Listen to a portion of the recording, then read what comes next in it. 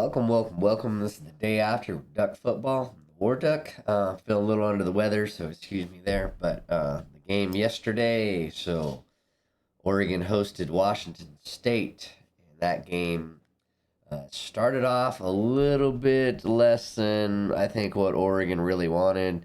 Uh, First quarter, being 3-3, Oregon kind of moved the ball a little bit, and then kind of got stuck. Their first possession missed a field goal. Came back down, got another field goal to tie it 3-3, and then Washington State would go up, score a touchdown, and then Oregon responded again and again.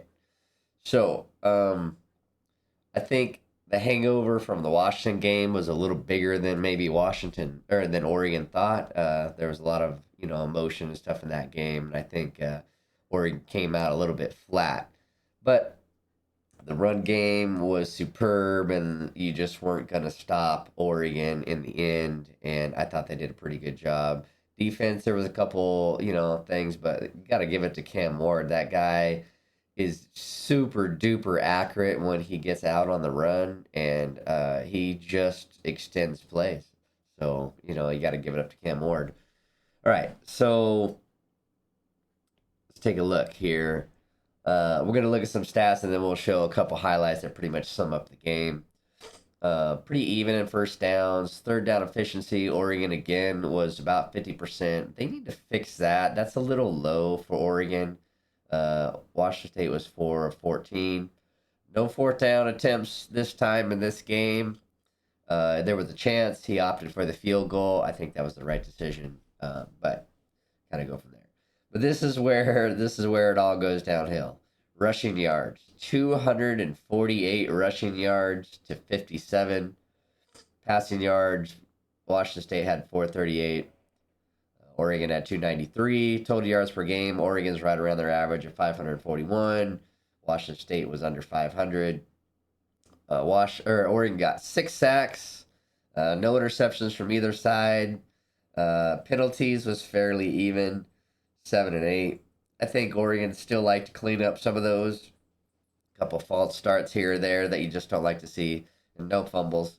So turnover battle was not existent in this game, so it didn't really play a part. For the most part, it was the rushing game that just stood out beyond belief. You just couldn't stop them. Let's take a look here. You got Bo Nix right around 70% efficiency, 293 yards, 11 average, 2 touchdowns. But look at this. Bucky Irving, 15 carries for 129 yards for 8.6 average, 2 touchdowns. He also had a receiving touchdown. And then Jordan James, 13 carries, 103 yards for 7.9 average. Gary Bryant got that little reverse carry thing for 15 yards. Bo Nix had 2 carries for 4 yards. Overall, the effort was there. I just thought the execution of the first half came out a little bit flat. Tez Johnson had a great game with 6 receptions for 94 yards. Troy Franklin had 4 for 79 yards.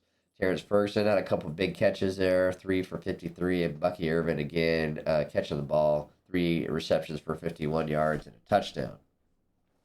So we'll go to a couple highlights here, just to show basically what this game really ended up here. And this is, we want to go to the original one here. This is the first Bucky touchdown. This is early in the third quarter. Oregon is only leading by 4. They're at the 42. And watch Bucky Irving right here. Swing pass out, and then he is gone.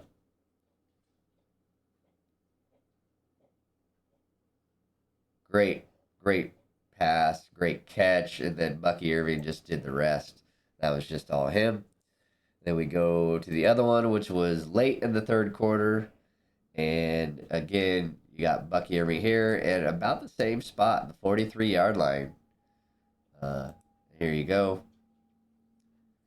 Hands it off. Makes that guy miss. Gets through the middle, and you ain't catching him. He's gone. So he took a little bit of a hit late in the game, and they kind of went out on the field, helped him off.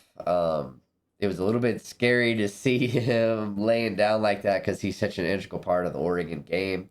But he did go in on the final play. I don't think it's anything long lasting. I think maybe he just got the wind knocked out of him or something. He kind of fell on his shoulder a little bit, and a lot of times with that kind of fall, it could be a collarbone or something. But with him getting back out there for the final plays of the game, I think he's probably fine. They'll get him all fixed up. He is going to be a necessary. Him and Jordan James are going to have to be big next week. Oregon goes to Utah. I believe it's at Utah. Let's see. Yeah, it's at Utah. That is going to be a game that Oregon's offense is going to have to come alive.